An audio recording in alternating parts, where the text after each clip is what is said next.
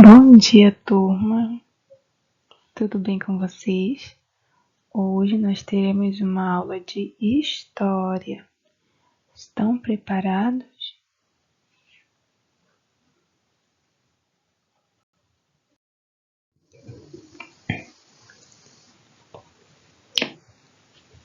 E hoje a nossa aula será sobre a imigração e o fim da escravidão, tá bom? Ou seja, nós vamos falar sobre a imigração no Brasil e também sobre o fim da escravidão no Brasil.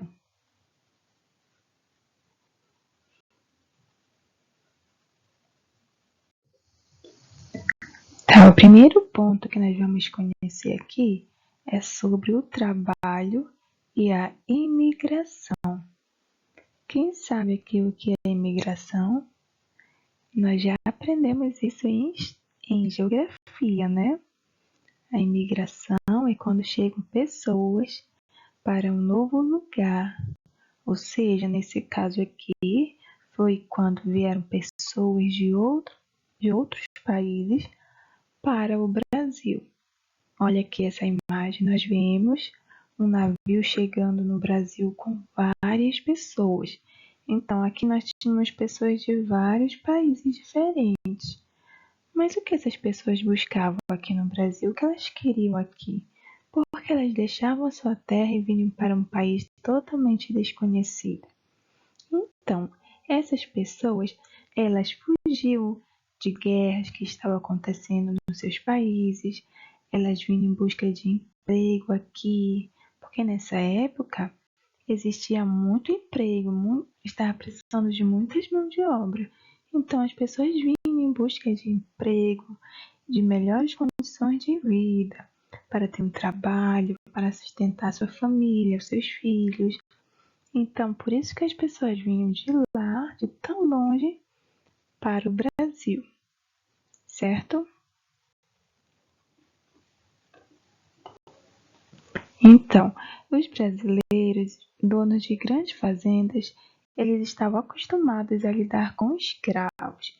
Nós sabemos que nessa época o Brasil era cheio de escravos, pessoas, né, que vieram da África, vieram à força para trabalhar aqui como escravos. Pessoas não recebiam salário, trabalhavam, recebiam maus tratos, às vezes comiam mal. Então essas pessoas vieram à força para cá. E essas pessoas nós chamamos de escravos. Então, quando os imigrantes vieram, os fazendeiros estavam acostumados com a mão de obra escrava, não com pessoas, né? Pessoas comuns que não eram escravas, pessoas que eram libertas.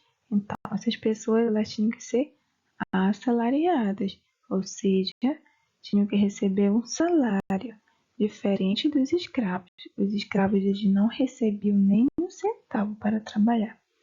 Mas agora os imigrantes eles teriam que pagar para trabalhar. Então, as condições de vida dos primeiros imigrantes foram relativamente parecidas com as dos escravos, porque eles trabalhavam muito e recebiam muito pouco. Diferente dos escravos que eu já falei, os escravos trabalhavam muito, mas não recebiam nada. E eles não, eles trabalhavam também muito mais, eles recebiam um pouquinho, não era muito, mas recebiam. Tá certo?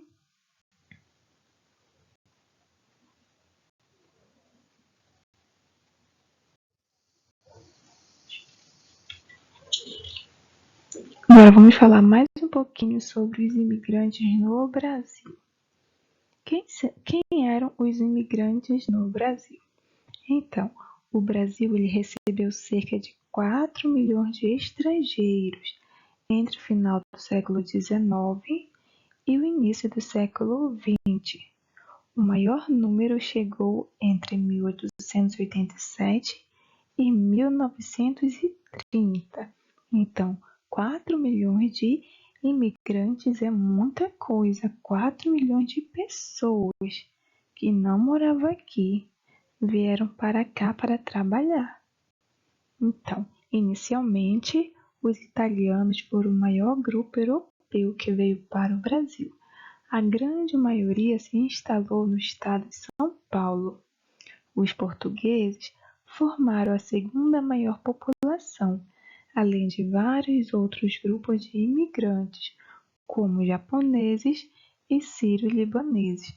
Então, vieram pessoas de vários lugares, olha, do Japão, pessoas da Síria, de Portugal, da Itália. Então, essas pessoas elas vieram e trouxeram também a sua cultura, certo?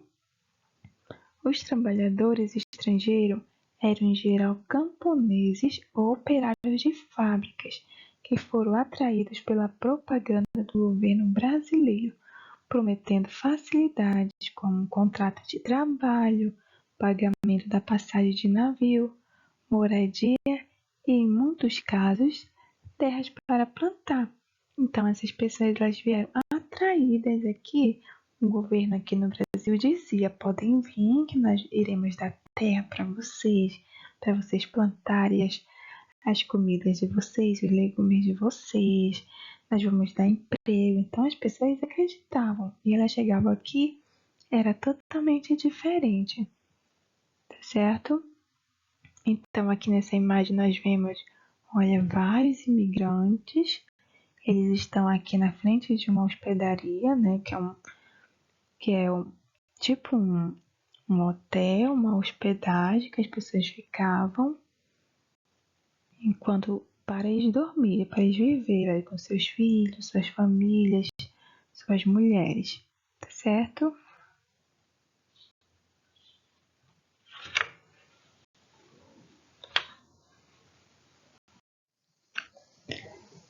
Então, agora nós vamos aprender sobre a campanha abolicionista. É aqui que nós vamos falar sobre o fim da escravidão, porque a palavra aqui, abolicionista, significa que são pessoas, né, pessoas que defendiam o fim da escravidão, o fim do tráfico de escravos. Vocês sabem, né, que as pessoas traficavam escravos, pegavam as pessoas à força, colocavam nos seus navios e traziam para o Brasil, levavam para outros países também. E essas pessoas aqui eram os negros africanos, tá certo? Então, olha, durante mais de 300 anos, os escravos foram a principal mão de obra no Brasil, porque era bem mais barato, as pessoas apenas compravam os escravos eram vendidos como se fossem mercadorias. Então, os fazendeiros compravam, as pessoas ricas compravam os escravos e então eles tinham a posse daquele escravo. Então, esse escravo tinha que trabalhar até a sua morte, sem ganhar nada, sem receber nada por isso. Então, isso, por mais de 300 anos acontecia isso, escravos no Brasil. Então, ele assumiu diversas funções, como trabalhar na fazenda de cana-de-açúcar, para o transporte de cargas e de pessoas, e também pôde trabalhar como serviços domésticos e urbanos. As mulheres trabalhavam faziam as comidas, arrumavam as casas, cuidavam das crianças, dos seus patrões, enfim, eles trabalhavam sem receber nada, trabalhavam muito. Então, as últimas décadas do governo de Dom Pedro II foram marcadas por essas campanhas abolicionistas, como eu falei para vocês. Muitas pessoas queriam que isso acabasse, que essa escravidão acabasse. Então, mesmo nesse contexto abolicionista, muitos cafeicultores insistiam em manter o trabalho escravo. Para eles, perder escravo significava perder dinheiro, pois agora eles teriam, né, que pagar pessoas, né, os imigrantes que agora estavam chegando, eles teriam que pagar pessoas para trabalhar, para assumirem as funções dos escravos. Então, eles teriam que pagar salário todo mês para essas pessoas. E isso eles iam gastar muito dinheiro na cabeça deles. Então, mesmo em situação precária, os escravos lutavam para mudar a violenta condição na qual viviam. Como forma de resistência, destruiu os meios de produção e as propriedades dos senhores, boicotavam o trabalho e fugiam, e sempre que possível, compravam a própria liberdade. Tá certo? Então, muitos escravos aqui fugiam, muitos escravos sofriam muita repressão também, muita violência. E quando eles podiam, eles compravam a sua própria liberdade. Às vezes eles iam guardando dinheirinho que eles conseguiam com outras coisas, eles guardavam e eles podiam comprar a sua liberdade. Eles podiam fazer isso. Eles tinham que juntar bastante dinheiro, tá certo? Isso quando eles trabalhavam em outra coisa, em outra função também, que eles tinham um dinheirinho sobrando.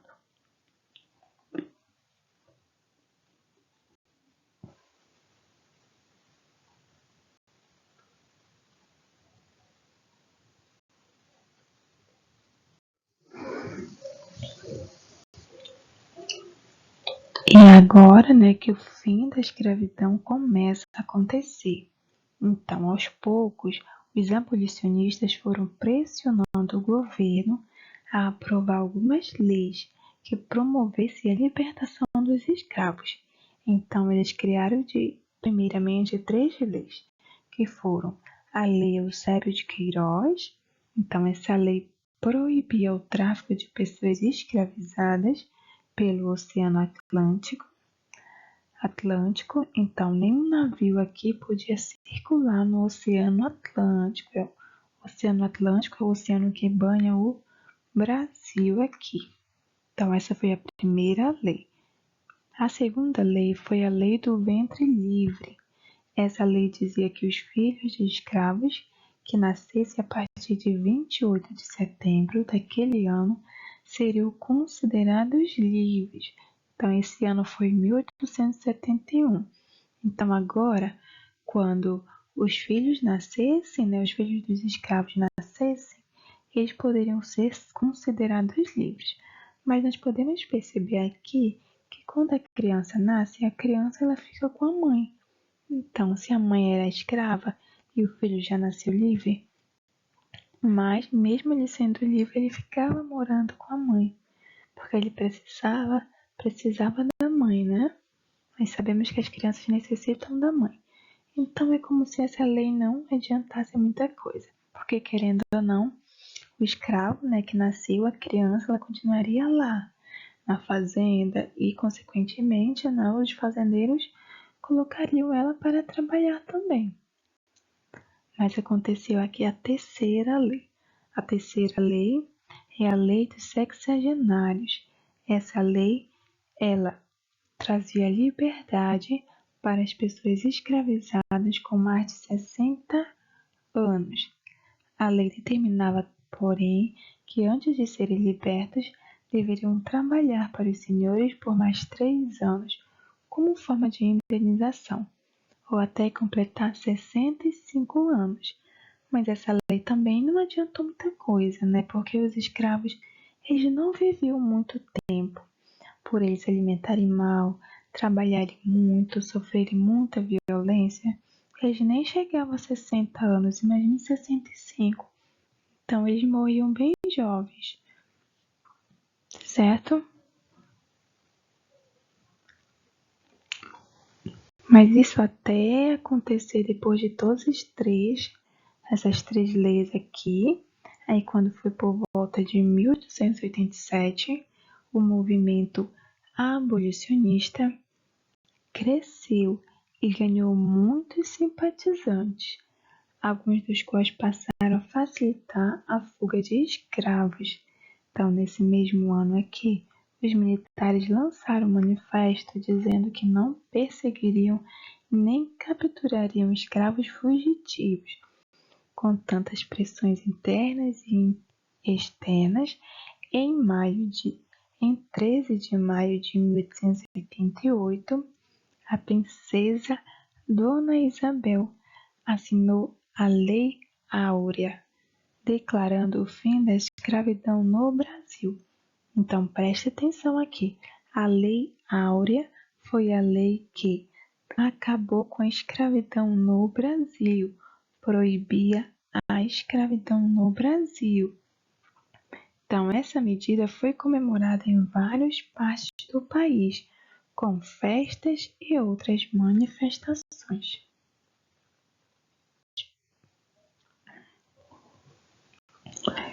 Então, agora vocês podem me perguntar, mas o que foi que aconteceu com os escravos após a sua libertação? Então, após a sua libertação, os ex-escravos, não foram inseridos na sociedade como pessoas assalariadas. Muitos não tinham para onde ir. A liberdade não garantiu aos recém-libertos uma vida melhor, porque eles estavam acostumados a morar na fazenda, a comer na fazenda. Então, quando eles foram libertos, agora eles não tinham mais uma casa, eles não tinham mais alimento. E o que aconteceu? Foi nesse momento que começou a surgir muita desigualdade no país, porque as pessoas elas não tinham comida, estavam sem trabalho, sem terra, e elas tinham a sua liberdade, mas elas não tinham oportunidade para inserir na sociedade. Então, e após isso, as pessoas, os ex-escravos, eles começaram a procurar um lugar para morar. Então, nos centros urbanos, com muitas pessoas, eles não tinham lugar. Então, eles começaram a morar nos morros, principalmente no Rio de Janeiro. Eles começaram a construir suas casas nos morros. Então, eles começaram a construir os pouquinhos que eles tinham. Então, eles começaram a trabalhar com um pouco que eles tinham. Começaram a vender os produtos nas cidades, tá certo? Vamos ver mais um pouquinho aqui. A proibição da escravidão não resultou na inclusão dos ex-escravos na atividade de trabalho assalariado. Por isso, a forma como a população negra se inseriu na sociedade variou de acordo com a região. Nas áreas rurais, muitos dos antigos escravos se tornaram dependentes dos proprietários de terras e continuaram a desempenhar funções tanto no plantio quanto prestando serviço como peões, empregados domésticos e etc. Grandes grupos de ex-escravos migraram para os centros urbanos, porém a preferência dos empregos fixos era para os imigrantes, enquanto os ex-escravos ocupavam serviços com menor remuneração. Então, desde aí, começou aquele preconceito com as pessoas negras, porque o escravo ele era visto com preconceito. Ninguém queria contratar um escravo, um ex-escravo. Eles davam sempre preferência para o imigrante, as pessoas que vieram de longe, que eram vistas mais inteligentes do que os escravos. Então, desde esse momento já começa um preconceito com as pessoas negras, vistas como pessoas incapazes, pessoas ineficientes. Então, sempre eles colocavam as pessoas em empregos que ganhavam bem menos que outros, com pouca remuneração, por exemplo, como empregada doméstica, como pedreiros, ou outros empregos que ganham bem menos que outros empregos que eles davam para os imigrantes. Então, desse modo, podemos compreender que a abolição não resolveu o problema da desigualdade racial e social em nossa sociedade. A marca da desigualdade deixada pela escravidão constitui uma dívida histórica da sociedade brasileira para os descendentes das pessoas que foram escravizadas. Então, por isso que hoje nós vemos muitas leis referentes aos negros. Por exemplo, se tem uma faculdade, as pessoas elas colocam cotas para negros. Então, as pessoas negras concorrem com as pessoas negras para que as pessoas negras possam entrar numa faculdade ou as pessoas negras possam entrar em qualquer processo seletivo, possam trabalhar. Então, é dessa forma que o governo, de alguma forma, tenta inserir a pessoa negra no mercado de trabalho, na educação, como uma forma de pagar essa dívida desde essa época aqui da escravidão, tá certo? Então, foi dessa forma que a escravidão acabou. Mas lembrando que a escravidão acabou, mas ela ainda deixou algumas marcas, como eu falei para vocês, que foi o preconceito racial.